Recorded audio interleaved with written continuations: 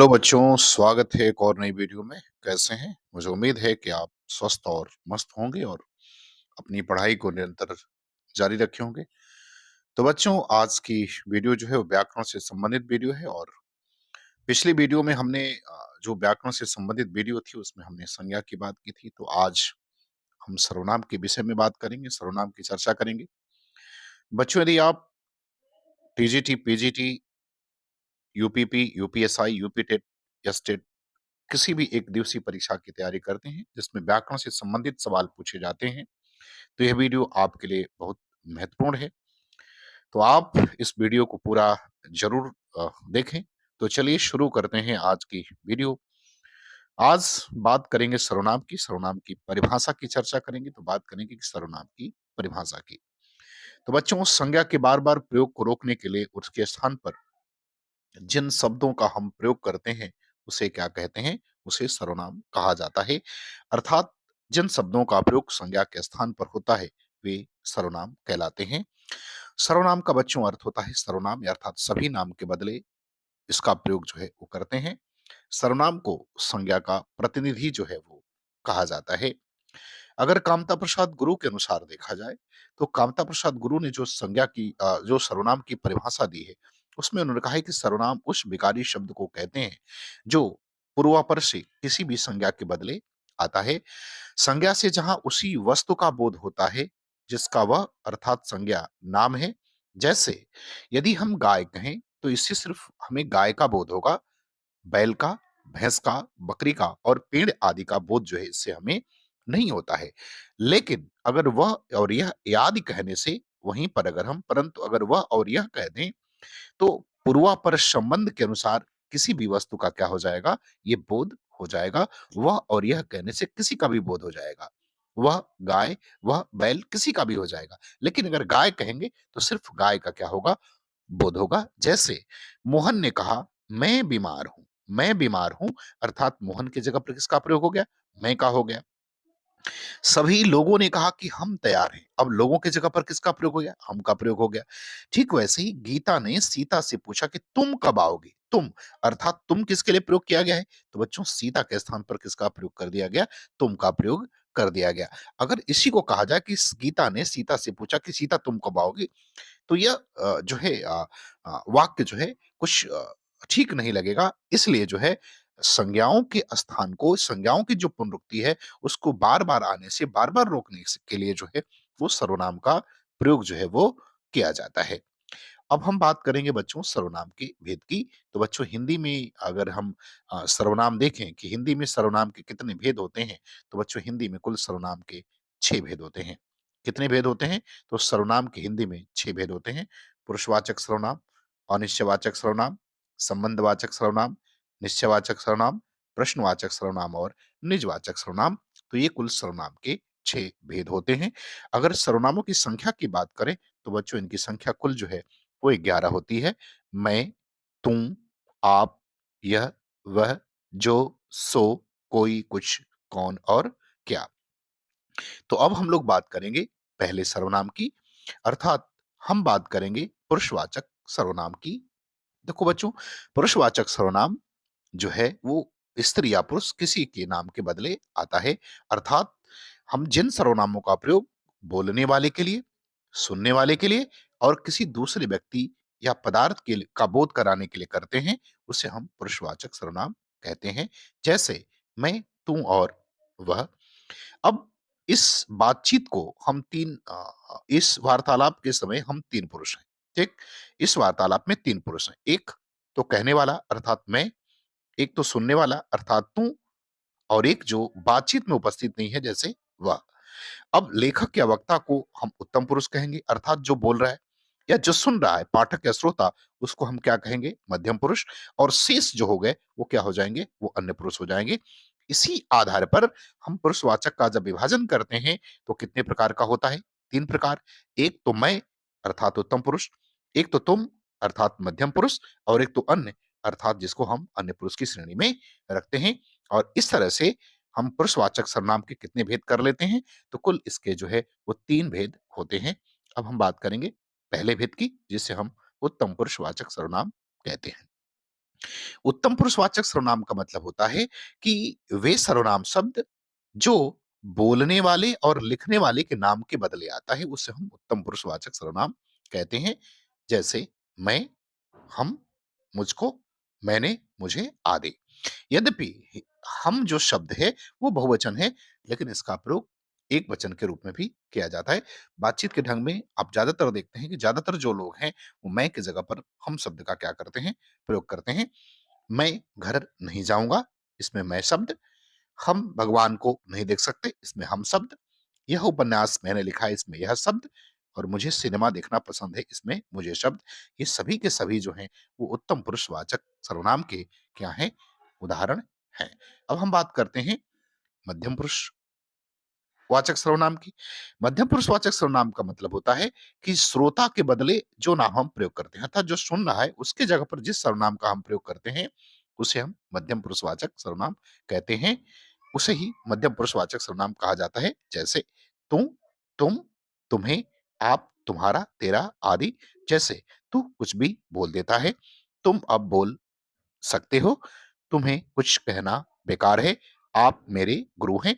इन सभी उदाहरणों में, इन सभी वाक्यों में देखेंगे तू, तुम, तुम्हें और आप, ये सभी के सभी जो है वो मध्यम पुरुषवाचक सर्वनाम का क्या करा रहे हैं, ये इसका बोध करा रहे हैं।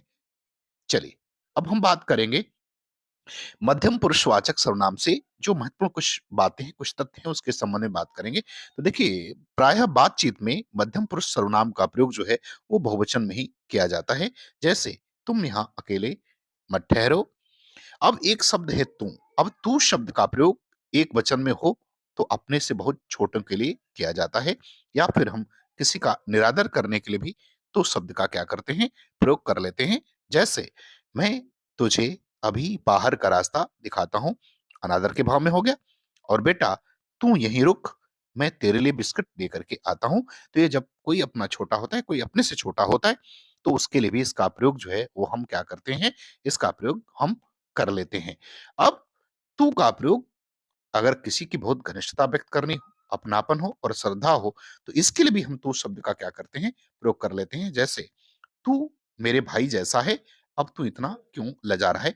इसमें भी हम दो जगह तू का प्रयोग कर रहे हैं, लेकिन यह जो है हम घनिष्ठता का व्यक्त करने के लिए, अपनापन व्यक्त करने के लिए कर रहे हैं। हे भगवान, तू ही हमारा क्या है, रक्षक है। तो यहाँ हम कौन सा भाव जता रहे हैं, तो बच्चों यहाँ हम श्रद्धा का भाव जो है वो जता रहे हैं। इसके साथ मध्यम पुरुष में हम आप का भी प्रयोग करते हैं।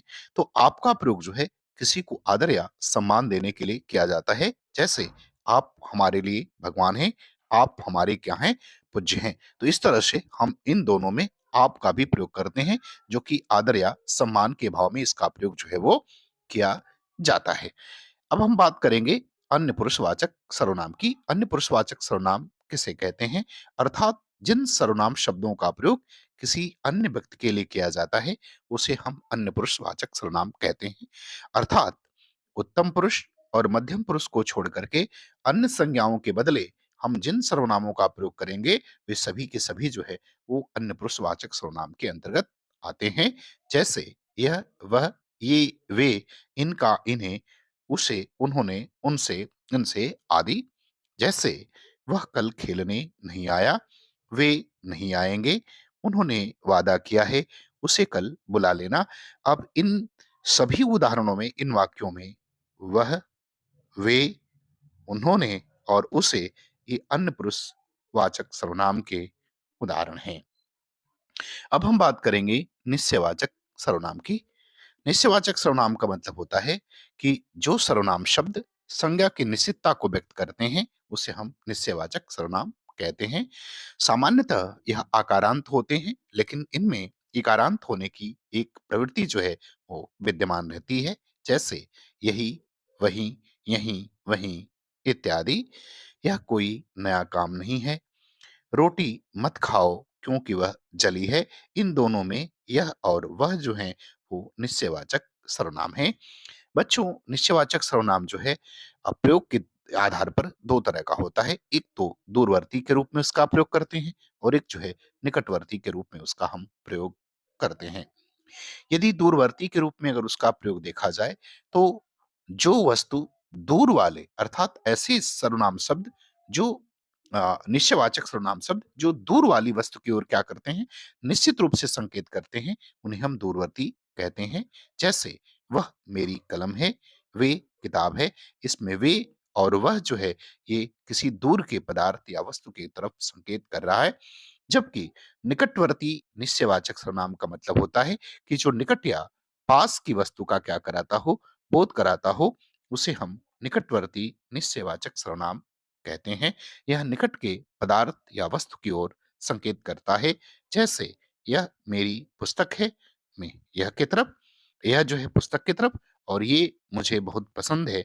तो यह और ये दोनों जो है किसी पास या निकट की वस्तु या पदार्थ की तरफ क्या कराते हैं, बोध कराते हैं। इस तरह से बच्चों निश्चयवाचक जो सर्वनाम होता है, वह दूर के लिए भी और निकट के लिए भी प्रयोग किया जाता है। अब हम लोग बात करेंगे अनिश्चयवाचक सर्वनाम की। अनिश्चयवाचक सर्वनाम का मतलब होता है कि ऐसा सर्वनाम शब्द जो संज्ञा की अनिश्चितता को क्या करता हो, व्यक्त करता हो, उसे हम अनिश्चयवाचक सर्वनाम कहते हैं। जैसे कोई आया है, अब इसमें कोई शब्द जो है वो अनिश्चयवाचक सर्वनाम की तरफ जो है वो संकेत कर रहा है, क्योंकि पता नहीं है कि कौन आया है। बैग में कुछ है, क्या है पता नहीं है। कुछ खा लेना, क्या खाना है इसके बारे में भी पता नहीं है। अर्थात कोई, कुछ जो है, ये दोनों क्या हो गए, इसे हम अनिश्चयवाचक सर्वनाम कहते हैं। इसके बाद होता है जिसे कहा जाता है प्रश्नवाचक सर्वनाम। प्रश्नवाचक सर्वनाम का मतलब होता है कि ऐसे सर्वनाम जिनका प्रयोग जो है हम प्रश्न करने के लिए करें, उसे हम प्रश्नवाचक सर्वनाम कहते हैं। अर्थात किसी वस्तु या व्यक्ति के संबंध में प्रश्नवाचकता को व्यक्त करते हैं, उसे हम प्रश्नवाचक सर्वनाम कहते हैं। उदाहरण में देखें तो राम कहाँ गया, इसमें कहाँ शब्द जो है वो सवाल पूछने के लिए या प्रश्न करने के लिए प्रयोग किया गया है। तो ऐसे सर्वनाम जो प्रश्न करने के लिए प्रयोग किए जाते हैं, उसे ही हम प्रश्नवाचक सर्वनाम कहते हैं। उदाहरण में अगर देखा जाए तो जैसे दरवाजे पर कौन खड़ा है, कौन आया है, तुम क्या खा रहे हो, क्या चाहते हो। अब इसमें बच्चों कौन, कौन, क्या और क्या, ये सभी जो हैं वो प्रश्नवाचक सर्वनाम के क्या हो जाएंगे, उदाहरण हो जाएंगे, क्योंकि ये जो सर्वनाम है वो प्रश्न करने के लिए प्रयोग किए गए हैं। अगला हम बात करते हैं संबंधवाचक सर्वनाम की। अर्थात जिन शब्दों से दो पदों के बीच संबंध का पता चलता हो, उसे हम संबंधवाचक सर्वनाम कहते हैं। वासुदेव नंदन प्रसाद के शब्दों में अगर देखा जाए तो जिस सर्वनाम से वाक्य में किसी दूसरे सर्वनाम से संबंध स्थापित किया जाता है, उसे हम संबंधवाचक सर्वनाम कहते हैं। जैसे जो और सो। उदाहरण देखें तो जो जागत है सो पावत है, जो सोवत है सो खोवत है। जैसी करनी और वैसी भरनी, इसमें जैसी, वैसी, जो और सो, ये दोनों जो हैं ये संबंधवाचक सर्वनाम के उदाहरण हैं। बच्चों कभी-कभी सर्वनाम की हमें संबंधवाचक सर्वनाम की हमें कल्पना करनी पड़ती है, तो उसका प्रयोग हमें किसी सेंटेंस में दिखाई नहीं देता है, वाक्य में दिखाई नहीं देता है। जैसे गया सो गया, हुआ सो हुआ। अब हम बात करेंगे बच्चों निजवाचक सर्वनाम की। निजवाचक सर्वनाम में निज का अर्थ होता है अपना और वाचक का अर्थ होता है बोध कराने वाला। अर्थात अपनेपन का बोध कराने वाले सर्वनाम को हम निजवाचक सर्वनाम कहते हैं। अगर देखा जाए तो स्वयं का अर्थबोध कराने वाले को ही निजवाचक सर्वनाम कहा जाता है। जैसे आप। उदाहरण देखें तो हम आप कर लेंगे, तुम आप देख लोगे, मैं आप ही चलता हूं कि सबसे अलग रहूं। अब इन सब में जो है आपका प्रयोग जो है वो निजवाचक के रूप में किया गया है। अगर हम निजवाचक में आपके प्रयोग को अगर समझने की कोशिश करें, तो बच्चों निजवाचक में आपका प्रयोग दूसरे व्यक्ति के निराकरण के लिए भी होता है। जैसे उन्होंने मुझे कहा कि आप चलते बनो, वह औरों को नहीं अपने को सुधार रहा है। अब इसमें आप चलते बनो, आप प्रयोग जो है वो निजवाचक अर्थात किसका, स्वयं का बोध करा रहा है। सर्वसाधारण में भी आप का प्रयोग किया जाता है। जैसे आप भला तो जग भला, आपका प्रयोग। अवधारणा के अर्थ में भी कभी-कभी आप के साथ ही जोड़ा जाता है, जैसे मैं आप ही चला जाऊँगा, इसमें ही जोड़ा गया आपके साथ। वह काम आप ही हो गया, इसमें भी ही जोड़ा गया और मैं वह काम आप ही कर लूँगा, इसमें भी ही को क्या कर दिया गया है, वो जोड़ा गया है। बच्चों कभी-कभी आपके स्थान पर कभी-कभी स्वयं, खुद और स्वतः आदि शब्दों का भी प्रयोग किया जाता है। अब हम बच्चों बात करेंगे संयुक्त सर्वनाम की कि संयुक्त सर्वनाम क्या होता है। तो बच्चों कभी-कभी 2 या 2 से अधिक सर्वनाम इकट्ठे जो है वो प्रयुक्त होते हैं, अर्थात एक सर्वनाम संयुक्त रूप से आ जाते हैं आ जाते हैं। इन्हें ही हम संयुक्त सर्वनाम कहते हैं। रूस के हिंदी व्याकरण डॉक्टर दिमसित्स ने इसकी खोज की और इसका नामकरण किया। उन्हीं के शब्दों में संयुक्त सर्वनाम पृथक श्रेणी के सर्वनाम होते हैं। सर्वनाम के सब भेदों से इनकी भिन्नता इसलिए है क्योंकि उनमें एक शब्द नहीं बल्कि एक से अधिक शब्द जो है वो प्रयोग किए जाते हैं। संयुक्त सर्वनाम स्वतंत्र रूप से संज्ञा शब्दों के साथ भी प्रयुक्त होता है, जैसे जो कोई, सब कोई, हर कोई और, जो कुछ, सब कुछ, और कुछ और, कोई एक कोई भी, कुछ एक, कुछ भी, कोई न कोई, कुछ कुछ, कोई इत्यादि। अब हम बात करेंगे सर्वनाम के रूपांतरण की कि सर्वनाम का जो रूपांतरण होता है वो कैसे होता है। तो बच्चों सर्वनाम का रूपांतरण पुरुष वचन और कारक की दृष्टि से होता है। इसमें लिंग भेद के कारण रूपांतर नहीं होता, जबकि हम सभी जानते हैं कि लिंग भेद के कारण संज्ञा का रूपांतर होता है। जैसे वह खाता है, वह खाती है। अब इसमें दोनों में वह शब्द लिखा हुआ है, लेकिन इसका कोई भी लिंग परिवर्तन नहीं होता है, जबकि खाता और खाती का परिवर्तन जो है वो हमें देखने को मिलता है। इसलिए सर्वनाम शब्दों का स्त्रीलिंग और पुल्लिंग एक ही रूप होता है। केवल संबंध कारक में कुछ सर्वनामों के लिंग भेद जो है वो प्रकट होते हैं, जैसे मेरा, मेरी, तेरा, तेरी, हमारा, हमारी, तुम्हारा और तुम्हारी। बच्चों संज्ञाओं के समान सर्वनाम के भी दो वचन होते हैं, एक वचन और बहुवचन। पुरुषवाचक और निश्चयवाचक सर्वनाम को छोड़कर शेष सर्वनाम विभक्ति रहित बहुवचन में एक वचन के समान रहते हैं।